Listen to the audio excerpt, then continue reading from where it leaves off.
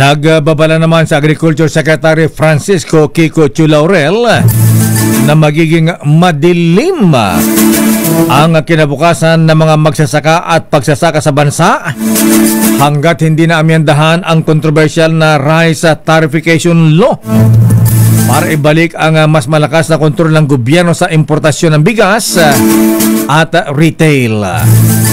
Sinabi ni Chulaurel na nararamdaman na niya ang RTL kung ano ang naisulat ngayon ay papatay sa ating rice industry at kung hindi ito matugunan at kung hindi ito maamyandahan, papatay nito ang industriya ng bigas. Sinabi pa na Agriculture Secretary ang pangailangan na maamyandahan ang batas na magpapaluwag sa pag-angkat ng bigas.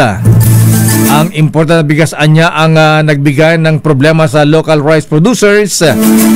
Kinakain nito ang market share kaya napipilitan ang mga local millers na magsara na lamang at mag-import na lamang ng bigas at apektado ang presyo naman ng palay ng mga magsasaka.